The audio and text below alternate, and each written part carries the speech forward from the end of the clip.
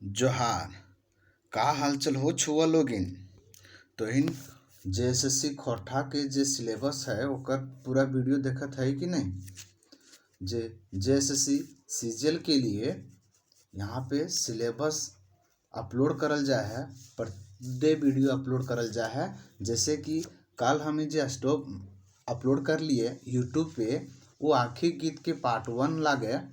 और यदि तोहिन एकर पहलका पार्ट नहीं देख ले होबे तो जल्दी जाकर के प्ले लिस्ट पे जाकर के आप वहाँ से देख सकते हैं।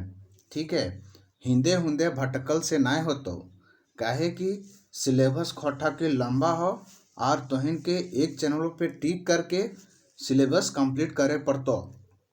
तब आज हमें जो है खोटा के जो आखिरी गीत बुक उठेले ही है ओकर पार्ट 2 स्टार्ट करबे।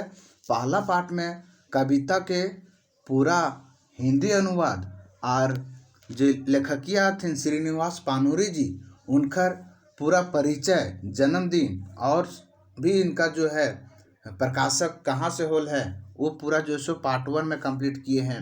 पार्ट 1 पहले पूरा वीडियो देखें, उसके बाद ही आप पार्ट 2 जो आज अपलोड कर रहे हैं इसको देख लें। पार्ट 1 में हमने कविता संख्या 1 से लेकर के 5 तक पूरी निचोड़ हिंदी विवरण उसका विश्लेषण किया है, वहाँ पे आप जाके देखेंगे।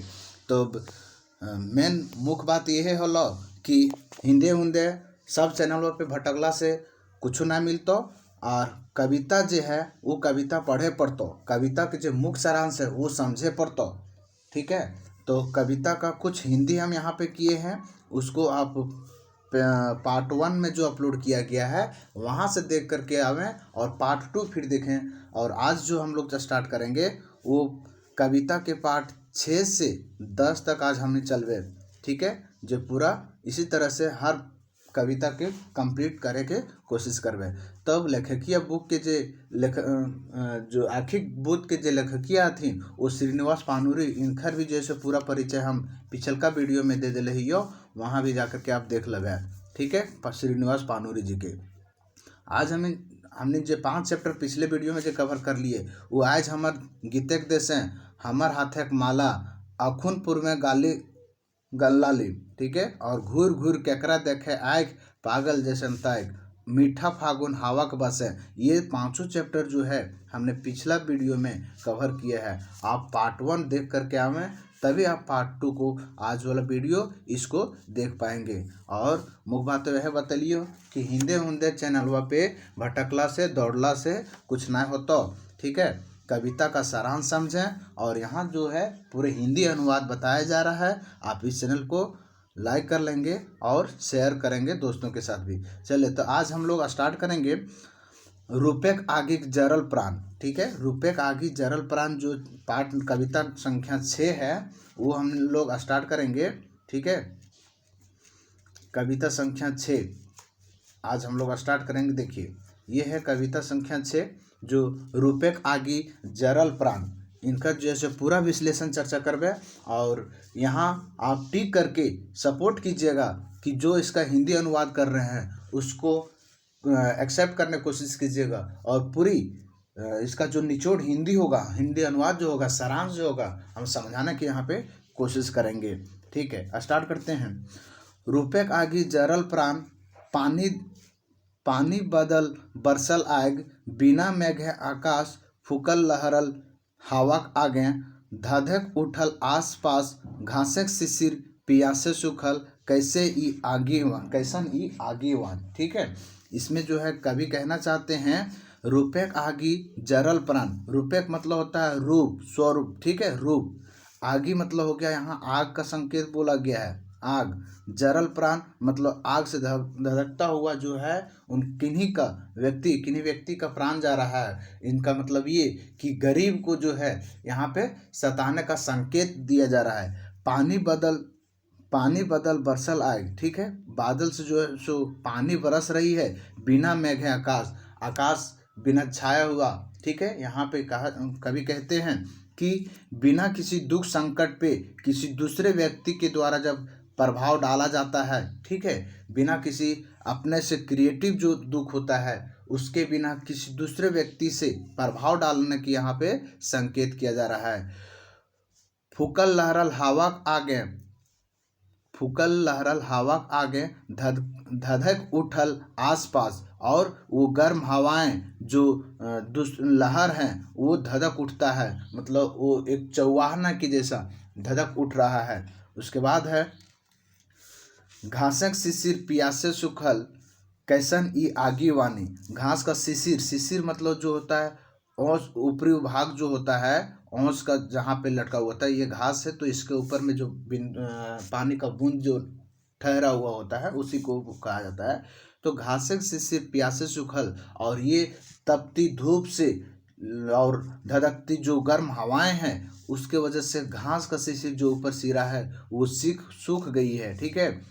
कैसन ई आगी वानी, और ये आग की कैसी विना है, एक आग की कैसी दिनचर्या है जो कि घास तक भी जो है सो सूख जा रहा है, जमीन पे स्थित घास भी सूख जा रहा है। रूपक आगे जरल प्राण कौन माया बिना छाटा मोहे। ठीक है, छाटा मोहक। तिस्नक तिस्नक सागरे ढेव, तिस्नक सागरे कहे डाके पारे जदि खेव। ठीक है, इसको यहाँ तक पढ़ेंगे। रूपक आगे जरल प्राण कौन माया बिना छटे। ठीक है, रूप के आग में, आग जो है आग के में रूप जो है, एक स्वरूप जो है वो जल रही है। कौन माया बिना छटे, किन्हीं को इस चीज का मोह माया किन्हीं के ऊपर नहीं छूट पा रहा है। तिस्नक सागरे ढेव, तिस्नक सागरे कहे डाके। तिस्नक जो है, तिस्नक मतलब जो मृग है, मृग जो है सागर को ये ढेव देती है, ये सांत्वना दिलाती हैं और उसे आवाज देती हैं।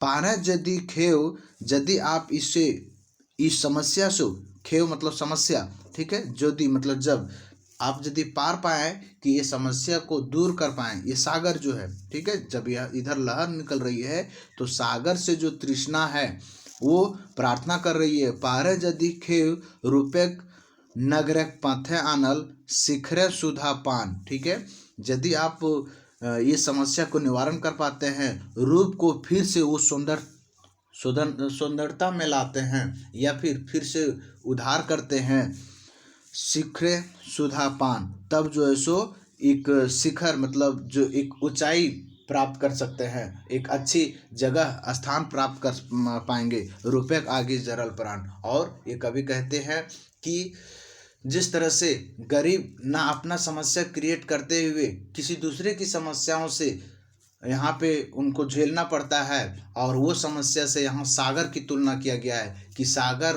की जैसा, जिस तरह से जो गर्म हवाएं होती है सागर में चल करके उसको एक ठंडक, सागर के किनारे जो होता है ठंडक महसूस हो पाता है, जिसके वजह से इतने गर्म धूप जो होती हैं, गर्म हवाएं जो होती है, जिससे घास की जो ऊपर सिरा होता है वो वहाँ तक भी वो जल निकलती हैं। ठीक है, अगला कविता देखते हैं। तोर आयद मते। ठीक है, तोर याद मते, इनका कहते हैं मते मतलब होता है मात्रे। ठीक है, मात्रे मतलब किन्हीं की याद को लेकर के यहाँ पे बोला गया है, जो झारखंड की जल जंगल भूमि इससे संबंधित है। जैसे तोर आयद मते बांसी फुटल गान, कने कने प्राण जगह नदी आवे वान। ठीक है, ये नदी को याद करते हुए बताती है कि कने कने मतलब यहाँ पे बांस की जैसा, जो एक बांसुरी से संबंधित यहाँ किया गया है कि बांस की जिस तरह से उफान होती है, जिस तरह से उसकी ऊंचाइयाँ होती है, उस तरह से हमारे मन में जो गान है नदी के प्रति आ गया है, जो कि झारखंड में जगह जगह पे नदी का उद्धार होती है, नदी का जो बहाव है उससे संकेत यहाँ कर रही है।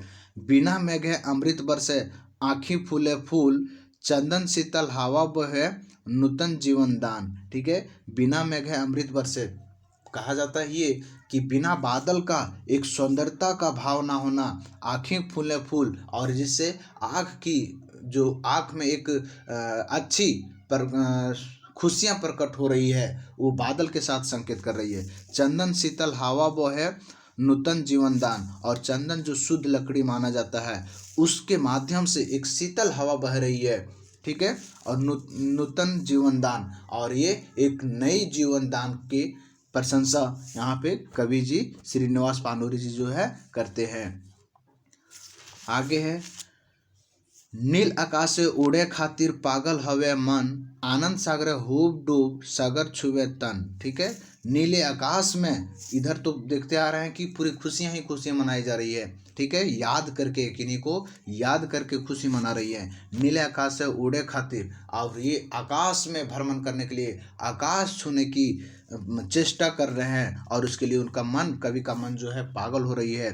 ठीक है, आनंद सागर छुए डूबे, और वो भी अंदाजा लगाते हैं कि काश यदि हम सागर में डूब करके एक ऐसी जो खुशियां का आनंद ले पाएं। ठीक है, सागर डूबे तन, पूरे तन मन से जो है सागर के खुशियों में हम लिप्त हो जाएं।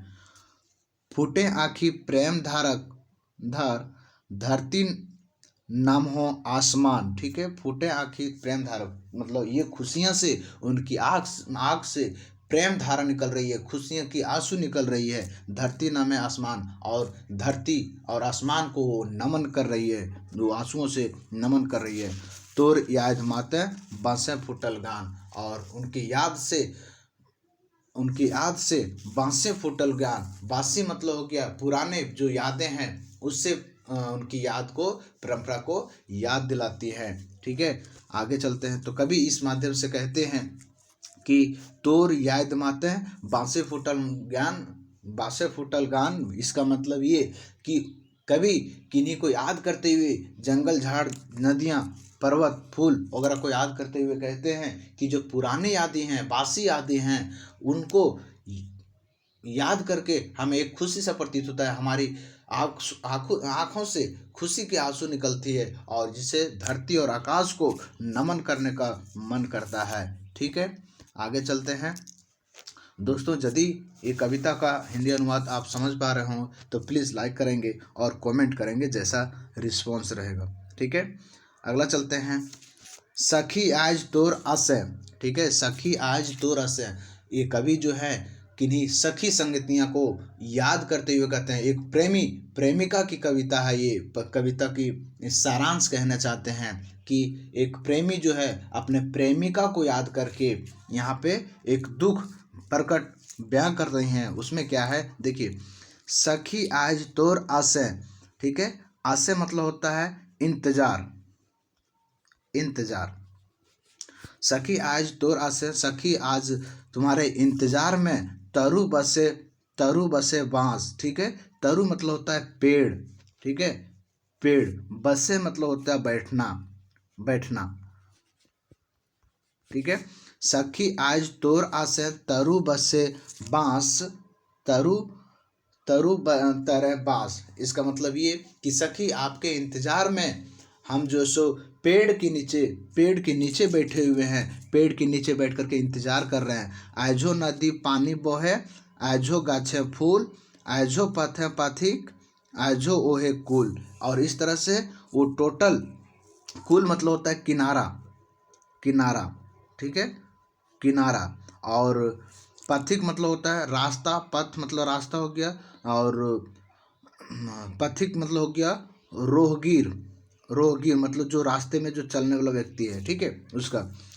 देखिए, अब ये कहना का अर्थ ये है कि आजो नदी पानी बहे, नदी में आज भी वही पानी बहती हैं। गाछ, और आजो गाछे फूल, गाछ में भी वो फूल कलियां दिखाई दे रही हैं। और रास्ते भी वही जो मिलन का रास्ता होता था, जहाँ पे एक दूसरे को मिल करके बैंक को बखान करते थे। ठीक है, आजो वह ओहे कुल, और आज भी वही नदी का किनारा, वही पेड़ का जो नीचे बैठ करके जो बातें किया करते थे, इनके यादों को फिर से याद कर रहे हैं। आजो वह कुल, आजे वह कुल सखी, आजो वह कूप सखी। कूप मतलब हो गया कुआं। ठीक है, आजो वह कूप सखी, आज भी वही कुआं। आजो वह तरास मतलब हो गया डर। ठीक है, और आज भी वही कुआं के किनारे जो बैठे हुए डर होता था, उसका याद करके कवि यहाँ अपने व्याख्या करते हैं। आजो तोर आसे तरु तरे वास। ठीक है, आज भी जो है आपके आस में, आज भी हम आपके इंतजार में पेड़ के नीचे हम वास कर रहे हैं, बैठे हुए हैं, इंतजार कर रहे हैं। आजो वह देवी थान, आज भी वही देवी थान जहाँ पूजा स्थल है। पाखिक मधुर गान, आजो वह डर पूर्णा। ठीक है, पंछी आज भी जो पूजा स्थान है वहाँ भी पंछी एक मधुर गान की ध्वनि सुनाई दे रही है। आजो वह डर पूर्णा, और वहाँ की जो डर, मिलन का जो डर होता था वो भी हमें याद दिलाती है। ठीक है, बांसी वह गान, और बांसी वह गान जो वही पुराना ज्ञान दोनों मिल करके, प्रेमी और प्रेमिका मिल करके दोनों एक दूसरे को गान गा करके बयां करते थे, उसको लेकर के यहाँ पे कवि कहते हैं आजो युगल चरनेक दान, आज भी युगल चरनेक दान। युगल चरने मतलब जो जोड़ा, जो दोनों कपल थे, प्रेमी प्रेमिका के थे, वो चरण, चरण मतलब हो गया पैर, वो पैर का निशान देख करके, पैर का दाग मतलब निशान, वो देख करके कवि जो याद करके रोते हैं और कहते हैं राजे हृदय मांझ। राजे मतलब वसंत, जो अपने मन में उनकी वसंत की ऋतु के जैसा मन खिलखिला उठती है, मन जो है उफान मारती है, खुशियाँ की आंसू निकल रही है। आजो तो ऐसे, आज उनकी सखी सहेली की जो उनकी सहेलियां हैं, जो उनकी सखी हैं, उनको याद करके प्रेमिका जो है रो रही हैं। तो उम्मीद है ये कविता आपको बहुत अच्छे से समझ आई होगी। ठीक है, क्योंकि कपल लोग इससे संबंधित, जो प्रेमी प्रेमिका हैं, इससे संबंधित विचार को रख पाए होंगे। देन आगे चलते हैं, सॉरी 9th नंबर, ये कविता नंबर 9 है। वो कविता 9 जो है सो पढ़ते हैं। हम सुनले ही शून्य डाके। ठीक है, डाक, हम सुनल ही सुनिए डाक, इसका मतलब ये, हम सुनले ही सुनिए डाक मतलब जीरो भी कुछ न कुछ बोलता है, जीरो भी कुछ न कुछ बोलता है। जैसे एक के बाद कितनों भी जीरो लगाते जाएं, वो अपने आप में मात्रा, संख्या जो है बढ़ाते जाती है, तो जीरो भी जो है कुछ न कुछ बोलती है। उसके बारे में ये कविता में जो है श्रीनिवास पानूर जी कहते हैं। ठीक है, देखिए, हम सुनले ही सुनिए डाक, हम सुनले ही सुनिए डाक के वो हमरा डाके। ठीक है, यहाँ पे कहते हैं सुनिए डाक के वो हमरा डाके। वो कहते हैं कि हम जो है सुनिए डाक सुने हैं। सुनिए डाक मतलब कुछ आवाज़ सुने हैं, कुछ जीरो की आवाज़, मतलब जीरो का मतलब ये कि कोई अर्थ ना हो पा रहा हो। जीरो का मतलब ये वहाँ कवि जो है कोई अर्थ, निरर्थ होने का संकेत कर रहे हैं। हम सुनले ही सुनिए डाक के वो हमरा डाके, हम जो है कोई आवाज़ सुने हैं और हमें कौन ऐसा व्यक्ति है जो बुला रहे हैं। आर नाय रहबो घरे कुम्हार चाका चाके। ठीक है, अब जो है हमें कोई पुकार रहे हैं, अब हम घर में नहीं रहेंगे। जिस तरह से कुम्हार का चक्र जो है गतिशील प्रगति अपना जो है अपने क्रम के लिए निरंतर चक्र चलाते रहते हैं, जिसकी वजह से किसी की सफलता मिल पाता हो, एक मिट्टी का घड़ा बन पाता हो, उसी से संबंधित यहाँ पे किया गया है। कुम्हार का जो चक्र होता है, जो मिट्टी का बर्तन बनाने के लिए सहयोग में लाया जाता है, उससे तुलना कवि जी किए हैं। कौन विरहिनिक आकुलवानी अंतर विकल करे। ठीक है, विरहिनी मतलब जो कौन सी ऐसी महिला घरवाली जो है वो उनकी आकुल, आकुल मतलब वो व्याकुल होकर के हमें वाणी दे रही है, आवाज़ दे रही है, कोई तो हमें पुकार रही हैं, अंतर विकल करे। और वो एक अंतर विकल कर रहे हैं, मतलब विकल मतलब होता है ऐसा उपाय ढूंढना। ठीक है, कोई तो हमें बुला रहे हैं जो परेशानी में है, कोई विरहिनिक जो है परेशानी में है और वो हमें बुला रही है, वो ताकि हम मदद कर पाएँ। तो कौन ऐसे हैं जो कि अब हम घर में नहीं रहेंगे, हम कुम्हार के चक्र के जैसे चल पड़े हैं। ठीक है, हम देखले ही सुंदरेक देशे सुंदरेक अद्भुत रूप। हम देखे हैं सुंदर सुंदर देशों में, मतलब जहाँ पे अच्छाई है वहीं पे जो है एक अद्भुत रूप देखने को मिला है। कोई बेईमानी, कोई शैतानी, कोई ईमानदारी भी वहाँ पे देखने को मिलता है। ठीक है, इंद्रासनिक आसन जहाँ ताड़ ऐसन ठूंठ। ठीक है, जहाँ इंद्रासन, इंद्रासन मतलब एक सुख संपत्ति का, जो सुख संपन्न का जो स्थान होता है, वहाँ भी ताड़ जैसन ठूंठ मतलब ताड़ के जैसा, एक सूखी पेड़ के जैसा ठूठ मतलब वहाँ भी ना हरी भरी ना पत्तेदार छायादार वहाँ कुछ नहीं मिल पाता है। वहाँ भी जो है मतलब पत्तेदार छायादार इसका मतलब ये कि जहाँ पे इंद्रासन है, जहाँ पे एक अच्छी स्वभाव मिलना चाहिए, वहाँ भी ठूठ जैसे वहाँ भी जो सो खाली हाथ रह करके बैठना पड़ता है। वहाँ भी जो सो हमें सुख संपत्ति नहीं मिल पाता है। ठूठ मतलब यही अर्थ होता है। सदा नूतन फागुन जहाँ, बार बार जहाँ पे फागुन नए नए उफान को लेकर के आती है। रसिक कोकिल कुकूक, ठीक है, कोकिल जो है उस वक्त में अपने मधुर मधुर वाणी से कुकूक की आवाज़ निकालती हैं, कुकूक की आवाज़ निकालती हैं। लोराइल आँखें आँखी एक टक के ऊ हमरा डाके। और कोकिल जब इस तरह से कुकूक की आवाज़ करती है तब वो भी अपने मधुर वाणी से, मधुर गान से, मधुर कंठ से वो कहती हैं कि पूरे आँख भरी होती है और कहती है कोई तो हमें पुकार रही है, कोई तो हमें एक ऐसा मदद के लिए हमें पुकार रही है जो वीरांगनी की है, ठीक है, जो कोई ऐसी महिलाएं हैं उसे याद करके कवि यहाँ पे उनकी यादें को व्याख्या करते हैं। चलते हैं अंतिम पार्ट जो आज का इस वीडियो में होगा वो 10वां, ठीक है, 10वां पार्ट चैप्टर है, ठीक है। इसमें है करिया काजरक घर से, करिया काजरक घर से। इसका अर्थ जो है संगन, देखिए इसका अर्थ जो है करिया काजरक, काजरक मतलब हो गया काजल, ठीक है, काजल काजल।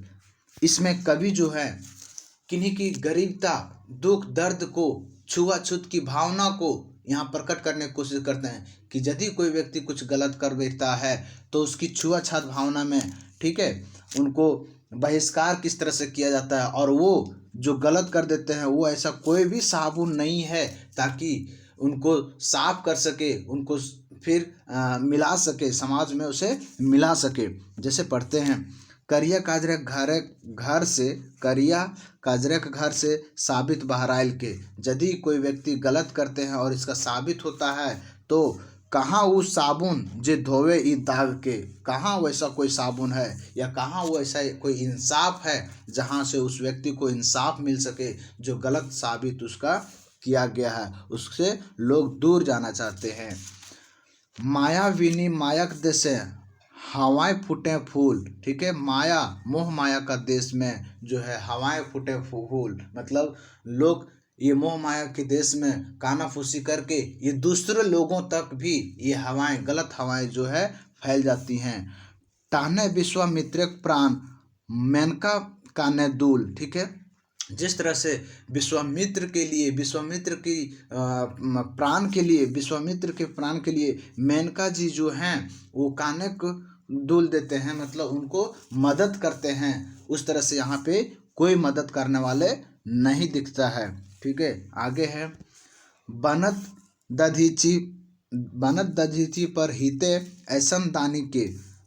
ऐसा दधीची मतलब इस समस्या में, ठीक है, समस्या में ऐसा कोई उपहार करे, समस्या में कोई ऐसा उजागर करे, ऐसा कौन सा कोई भी ऐसा दानी नहीं है। अखनू पूर्व में सूरज उगे पश्चिमो नतुन चांद, ठीक है, और ये ऐसी दुख घड़ी में पूर्व में जो है सूर्योदय होता है और पश्चिम में चांद, नए चांद का दिखना, ऐसा कभी जो है सो प्रतीत करते हैं। बाटे नतुन जीवन भले सभे फूले बांध, ठीक है, बाटे मतलब जगह जगह पे जो है नया जीवन देखने को मिला है। सभे फूले बांध, और सभी फूलों में, सभी फूलों के जैसा जहाँ जहाँ खुशियाँ मनाई जाती है वहाँ एक बांध हो गई है, मतलब नया जीवन, एक तरफ नया जीवन होने की प्रशंसा की जा रही है और दूसरे तरफ सभे फूले बांध, और दूसरे तरफ जो फूली हुई कलियाँ हैं उसे रोक लगाने की यहाँ पे कवि प्रशंसा करते हैं। एखुन सांझे सुहागिनी करे सुहागत तिमिर राज, ठीक है, और सुहागिन जो हैं सांझ के समय होते हुए एक तिमिर मतलब जो राजा होते हैं, ठीक है, जो उनके अपने व्यक्ति होते हैं, उनको स्वागत के लिए सांझ होते हैं, उन्हें तैयार रहते हैं, स्वागत के लिए तैयार रहते हैं, वो सुहागिन तैयार रहती है। तो कभी इस कविता में इस कविता में कहना चाहते हैं कि जब भी कोई एक गरीब व्यक्ति होती है जिनके प्रति कुछ गलत अफवाह उड़ जाता है, तो उसे साफ करने के लिए, उसे इंसाफ करने के लिए कोई भी नहीं मिल पाता। ऐसा कोई भी दानी नहीं है जो कि वो विचार को सही कर पाए। ठीक है, तो इस तरह से हम लोग आज चैप्टर नंबर 6 से लेकर के 10 तक कविता को हिंदी अनुवाद कर समझने की कोशिश किए हैं। कोशिश करेंगे इसका ऑब्जेक्टिव भी जो है कुछ चैप्टर तक चल करके आगे चल के इसका ऑब्जेक्टिव भी हम जो है अपलोड करेंगे। और बने रहिएगा इस चैनल पे, क्योंकि अगला वीडियो कल का क्लास में हम इसका जो खोटा निबंध है, खोटा निबंध सॉफ्ट टाइचल हैं, उसका जो है हम लोग स्टार्ट करेंगे। और ये कविता का पार्ट्स कुछ और भी चैप्टर चलेंगे, क्योंकि टोटल 72 कविता को कवर करना थोड़ी लंबी हो जाती है। तो कोशिश करेंगे जहाँ तक इसे चले कम से कम तो कुछ इम्पोर्टेंट जो कविताएं हैं वो फिर हम सेलेक्ट करेंगे। ठीक है, तो उम्मीद करते हैं आप इस वीडियो को पसंद किए हों और लाइक भी कर दिए होंगे, और जहाँ भी कुछ गलतियाँ हो वो आप कमेंट में करके हमें सजेस्ट करेंगे। धन्यवाद।